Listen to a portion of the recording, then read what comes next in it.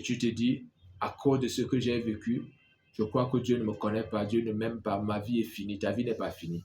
Dieu restaure tes sentiments. Dieu restaure tes émotions. Là, Dieu te guérit au nom de Jésus. Quelle bonne nouvelle.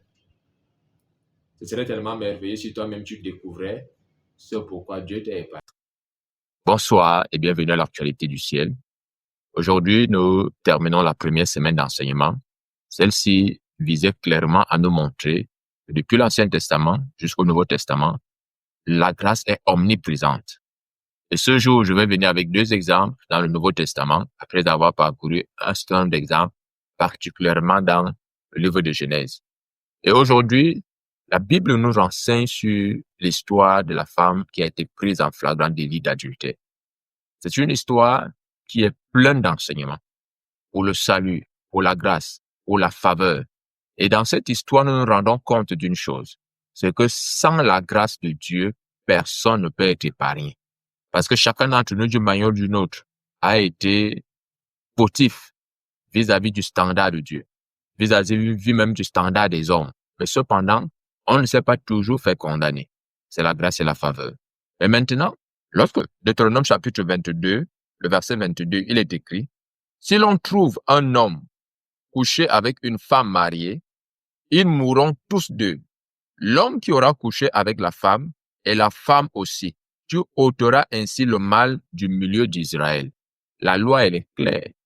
Toute personne qui sera prise en flagrant délit d'adultère, cette personne sera condamnée à mort. Il n'y a plus rien d'autre à faire.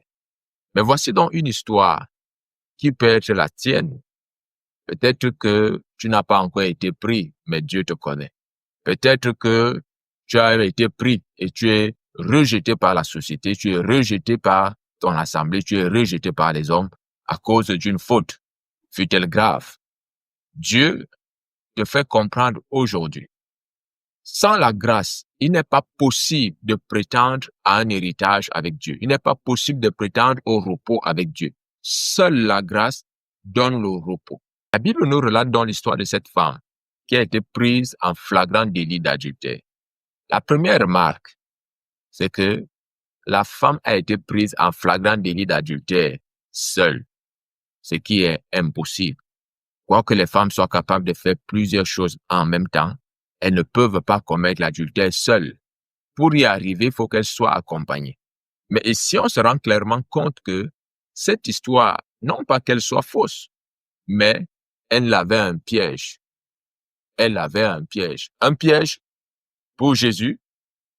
Quand les gens viennent vers Jésus, ils disent, voici ce que Moïse a prescrit. La loi dit que toute personne qui est prise en flagrant délit d'adultère, voici la sentence. Et cette femme, lorsqu'elle est en train d'être traînée, elle se dit, je m'en vais chez le souverain sacrificateur qui prononcera la sentence et on va me lapider. Et on va me lapider. On pourrait dire, l'homme a fui. Par exemple, peut-être que l'homme a fui et la femme, elle, on l'a prise. Admettons. Toujours est-il que, dans cet exemple d'une femme qui a été prise en flagrant délit d'adultère, sa vie sur terre ne tenait qu'à quelques minutes, quelques heures tout au plus, le temps du jugement et qu'on puisse la lapider. Mais voyez-vous, il se trouve qu'en ce moment-là précisément, Jésus y était. Le fait que Jésus soit présentement, au travers de ces émissions, présentement dans ta vie, bien aimé, cela change tout. Dieu, par la présence de Jésus, peut refaire le décor de ta vie. Dieu, par la présence de Jésus, peut refaire et veut refaire le décor de ta vie. Seulement, est-ce que tu lui permets d'accéder à ta vie? Est-ce que tu lui permets d'entrer dans ta vie? Parce que vois-tu, Dieu ne peut pas te forcer, mais Dieu te suggère. Dieu te fait des propositions. Dieu t'oriente. Dans cette histoire, nous voyons que la femme a été prise en flagrant délit d'adultère, dont elle était condamnée. Mais Jésus-Christ, qui est la grâce, va encore épargner cette femme. Durant cette première semaine d'enseignement, j'ai insisté sur le thème déjà de ce livre, de cet enseignement, la grâce, l'épargne de Dieu. Lorsque Dieu choisit d'épargner cette femme, On ne sait pas ce qu'elles deviennent demain ou après-demain. Mais toujours est-il que Dieu n'épargne pas ce qui n'a pas de valeur. Vous ne mettez pas de côté une chose qui n'est pas digne. Votre vie vaut de la peine. C'est la raison pour laquelle Dieu vous met de côté. Dieu ne veut pas que vous alliez en enfer. Dieu a prévu un espace pour que vous soyez davantage épanouis. Si dans ce monde vous l'êtes déjà, je peux vous dire une chose, au ciel, dans le royaume des cieux, dans le royaume à venir, vous serez encore plus épanouis. Voici ce que dit la Bible. Je lis à partir du verset 10. Alors, s'étant relevé et ne voyant plus que la femme, Jésus lui dit, « Femme, où sont ceux qui t'accusaient? Personne ne t'a-t-il condamné? » Elle répondit, « Non, Seigneur. » Et Jésus lui dit, « Je ne te condamne pas non plus. Va et ne pêche plus. » Jésus vient d'épargner cette femme de la mort. Jésus vient d'épargner cette femme de la mort. Voilà ce qu'on appelle la grâce. La grâce va t'épargner des situations dont tu ne contrôles pas l'issue. La grâce va t'épargner des situations dont tu ne contrôles pas l'aboutissement. Et lorsque tu vas comprendre que c'est par grâce que tu es sauvé, lorsque tu vas comprendre que sans la grâce, il n'est pas possible pour toi d'être en relation avec Dieu, bien-aimé, tu ne vas plus mépriser la grâce. Tu ne vas plus la mépriser. Tu ne la prendras plus comme un enfant. Tu ne la prendras plus pour faire n'importe quoi. Mais au contraire, tu t'en serviras pour être meilleur. Tu t'en serviras pour glorifier Dieu. Tu t'en serviras pour servir Dieu. Tu t'en glorifieras parce que Dieu t'aura fait grâce. Tu vas te glorifier de la grâce. Tu vas te glorifier de la grâce. Jésus dit à la femme, va et ne pêche plus. Parce que c'est ça la grâce. La grâce n'est pas comme on t'épargne, alors recommence à faire ce que tu faisais. La grâce va toujours parler de la sorte. Je te pardonne tout ce que tu as fait. Même si tu as eu à commettre des meurtres, je te pardonne. Mais seulement, va et ne pêche plus. Quand Jésus dit va, il n'est pas en train de dire éloigne-toi de moi. Au contraire, il est en train de dire va raconter la grâce qui t'a été accordée. Parce que en racontant la grâce que tu as eue, elle va t'empêcher de pécher.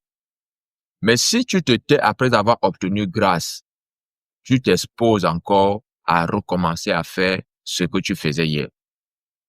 Telle n'est pas la volonté de Dieu. C'est la raison pour laquelle Dieu, ayant donné la loi, personne n'a pu être juste, être justifié par la loi.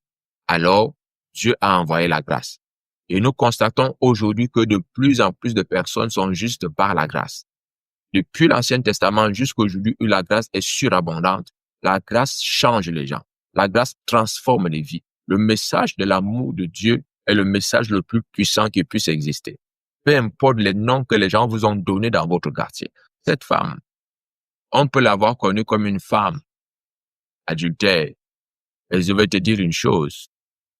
Sa grâce, la grâce qu'elle a obtenue, cette grâce fait d'elle aujourd'hui qu'elle est sauvée. Cette grâce fait d'elle aujourd'hui qu'elle est rachetée. Cette grâce fait d'elle aujourd'hui qu'elle est enfant de Dieu. Elle a obtenu grâce.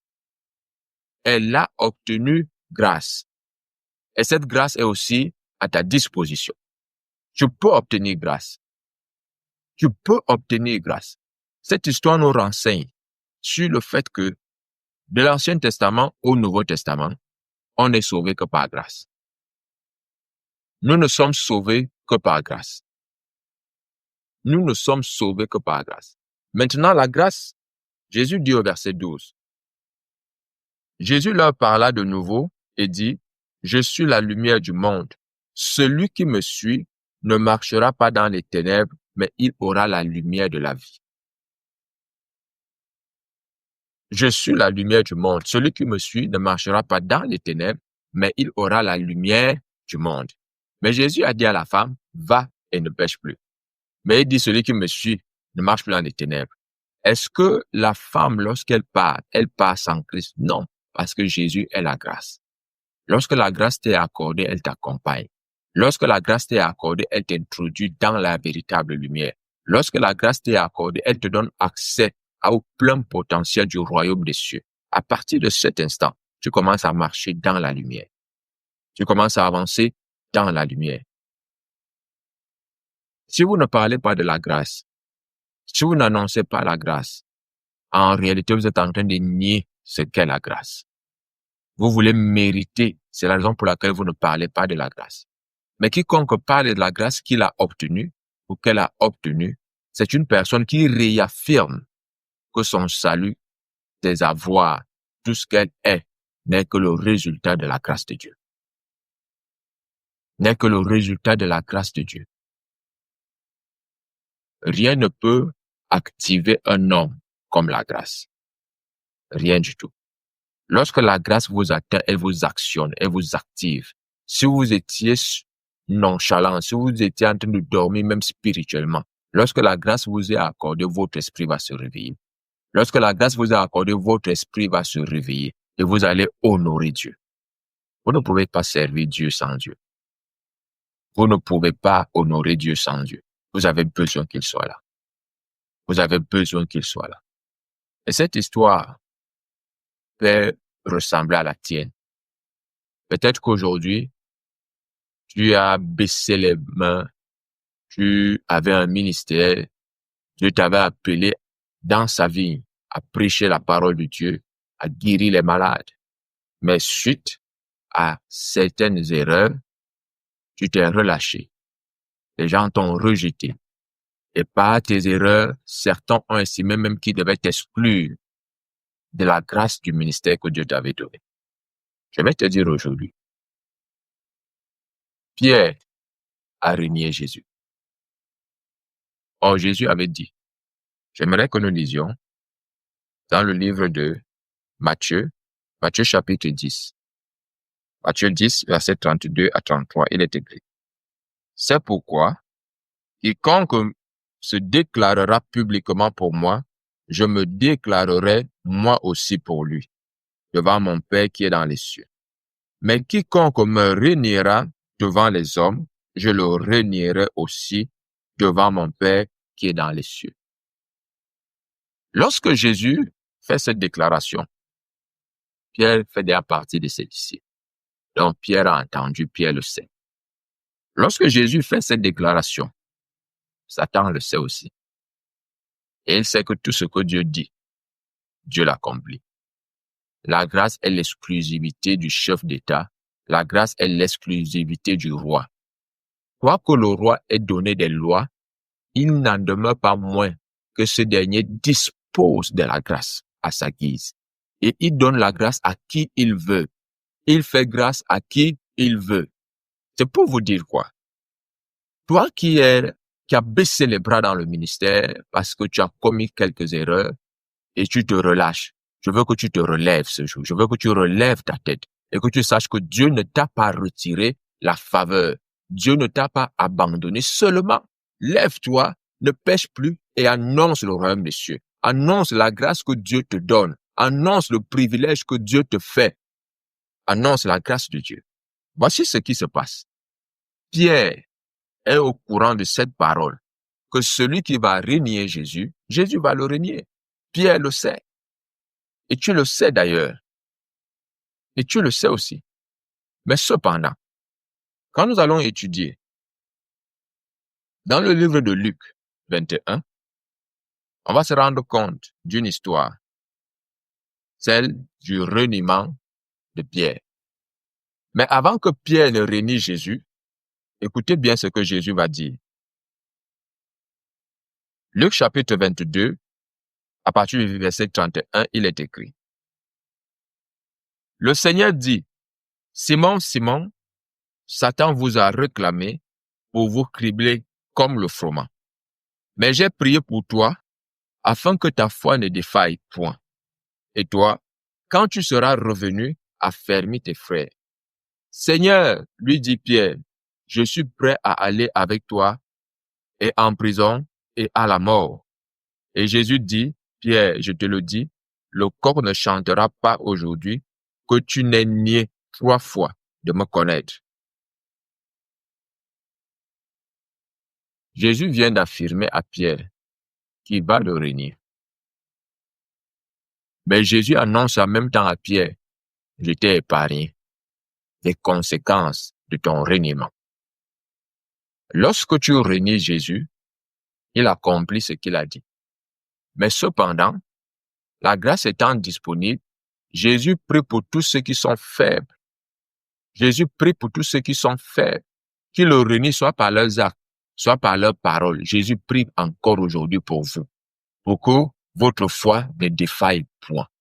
Ça, c'est la plus grande grâce. Voilà l'ami de Jésus qui a vu Dieu face à face, mais qui l'a renié aussi. Et Jésus dit, Satan vous réclame. Satan réclame là où il y a péché. Là où il n'y a pas de péché, il ne peut pas réclamer. Satan sait que Pierre va renier Jésus. Satan sait qu'il peut y arriver que tu tombes et il est aux aguets pour revendiquer, non pas ton âme, mais pour revendiquer le fait de te cribler, le fait de te tourmenter. Afin que dans ce monde, si tu n'accomplisses pas le but pour lequel Dieu t'a créé, que tu ne réalises pas le but pour lequel Dieu t'a épargné. L'épargne n'a pas pour vocation à résoudre les problèmes. L'épargne a pour vocation d'accroître son empire, d'accroître sa famille, d'accroître ses richesses. Dieu sait que, en épargnant Pierre, il y a la Pentecôte, c'est 3000 âmes. Satan le sait aussi. C'est pour ça qu'il vient réclamer. Il vient réclamer Pierre parce qu'il sait que Pierre, présentement, il est faible. Tu peux être en train de passer des moments difficiles actuellement, des moments de faiblesse. J'aime souvent appeler cela des moments de baisse de tension.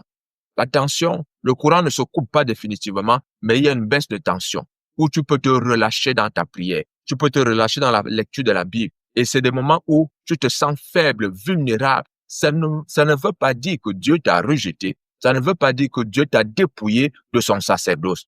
Dieu a toujours besoin de toi. Dieu compte toujours sur toi. Et je vais te dire une autre chose, bien-aimé. Ne baisse pas les bras. Ne te relâche pas. Ne te relâche pas. Indépendamment de ce qu'a été ta vie hier, aujourd'hui, ne te relâche pas. Il y a quelques heures, peut-être tu passais des moments difficiles où le découragement voulait t'envahir. Je vais te dire aujourd'hui, Pierre a craint pour sa vie. Pierre a renié Jésus parce qu'il a vu que Jésus était en difficulté à ses yeux physiques. Vous savez, parfois, vous avez l'impression que votre Dieu est en difficulté parce que vous passez des moments difficiles. Vous avez l'impression que Dieu est en difficulté. Dieu n'est pas en difficulté. Dieu accomplit un plan. Et chacun d'entre nous, étant dans la volonté de Dieu, est en train d'accomplir le plan de Dieu. Les légères afflictions du moment présent ne peuvent être comparées à la gloire à venir. La gloire à venir n'est pas seulement celle du royaume des cieux dans la vie éternelle, mais même ici-bas, tu peux expérimenter la gloire à venir. Même en ce lieu, dans ce monde, sur cette terre, tu peux expérimenter une gloire. Avant la fin de cette année, tu peux voir une gloire dans ta vie. Avant la fin de cette année, tu peux expérimenter une percée dans ton ministère, dans ton entreprise. Tu peux vivre des temps meilleurs. Et je déclare cela dans ta vie. Donc, nous avons vu, lorsque Dieu a épargné Lot, Dieu avait en vue Ruth. Dieu avait en vue sa propre venue dans le monde. Lorsque Dieu a épargné Rahab, Dieu avait en vue Boaz. Dieu avait en vue sa propre venue dans le monde. Lorsque Dieu a épargné Noé, Dieu avait en vue Abraham. On se rend compte d'une manière ou d'une autre que toute épargne, c'est pour la multiplication, c'est pour l'accroissement. Donc Dieu n'a pas prévu qu'il t'épargne pour rien. Tu n'es pas une épargne de Dieu pour rien. Dieu ne t'épargne pas pour rien. Si tu as échappé aux AVC, si tu as échappé aux maladies, si Dieu t'a guéri, ce n'était pas pour rien.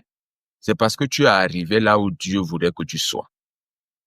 Tu es une épargne de Dieu. Je veux que tu le dises encore. Dieu m'a épargné. Ce n'est pas pour résoudre les problèmes, mais c'est pour accroître la famille de Dieu.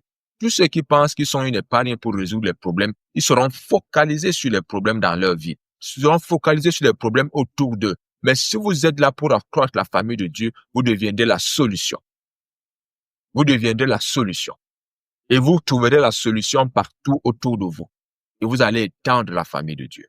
Vous allez accroître la famille de Dieu.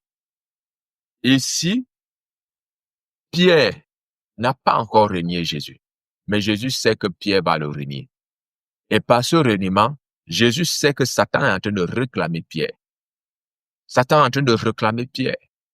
Regardez ce qui va se passer. Dieu, lorsque ce dernier épargne Pierre, malgré que Satan le réclame, la Bible déclare que Jésus dit, « J'ai prié pour toi. Et toi, lorsque tu seras revenu, affermis tes frères. » Voilà ce que l'épargne fait. L'épargne vient affermir une famille. L'épargne vient accroître, affermir un patrimoine. Si vous n'épargnez pas, vous exposez votre richesse et votre patrimoine à disparaître simplement. Dieu n'a pas recréé un autre homme après la chute d'Adam. On se rend compte que depuis la Genèse jusqu'à nos jours, Dieu a passé le temps à épargner. Me voici aujourd'hui, Dieu m'a épargné. Je vous ai parlé de mon témoignage dès le premier jour. Comment Dieu m'a épargné de la mort. Dieu m'a épargné des accidents. Pour que ce jour et ce moment arrivent où je peux te transmettre un message, où je peux t'apporter le message de la grâce de Dieu. Allez partout dans le monde prêcher la bonne nouvelle du royaume. La bonne nouvelle du royaume des cieux. J'ai cru à la bonne nouvelle. Et je voudrais que tu crois aussi à la bonne nouvelle. Je veux que tu reçoives la bonne nouvelle. Lorsque Dieu épargne Pierre, Dieu a en vue 3000 âmes qui doivent venir au Seigneur. Lorsque Dieu épargne Pierre, Dieu a en vue ce boiteux qui était à la porte du temple. Ce boiteux était là. Jésus ne l'a pas guéri, mais Jésus savait que Pierre va le guérir. Il y a des personnes qui sont autour de toi, qui n'ont pas été guéries peut-être par leur propre prière, mais Dieu sait que par ta prière à toi, ces personnes vont guérir. Dieu sait que par ta prière à toi, ces personnes seront secourues. C'est la raison pour laquelle Dieu ne t'a pas épargné pour rien. La Bible déclare d'ailleurs que nous sommes ouvriers avec Dieu. Nous travaillons avec Dieu. Je le disais lorsque j'ai débuté cet enseignement. Dieu ne t'épargne pas pour que tu sois heureux. Dieu ne t'épargne pas pour que tu sois bien. Dieu t'épargne pour que tu accomplisses sa volonté. Dieu t'épargne pour que lui, Dieu, soit heureux, qu'il te regarde et qu'il soit fier de t'avoir accordé le pardon.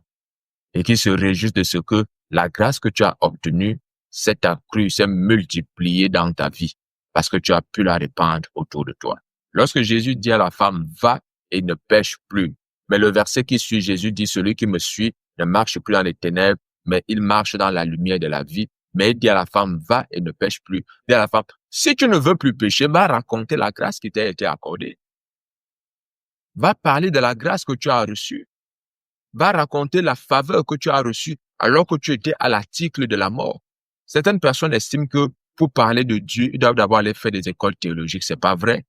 Parle de la grâce que tu as reçue. Témoigne de la bonté que tu as reçue. David disait, car ta bonté vaut mieux que la vie. Car ta bonté vaut mieux que la vie. Qui tiendrait sans la bonté de Dieu? Qui subsisterait sans la bonté de Dieu? Cette année 2025, c'est une année d'abondance, de grâce dans ta vie. C'est une année de faveur dans ta vie.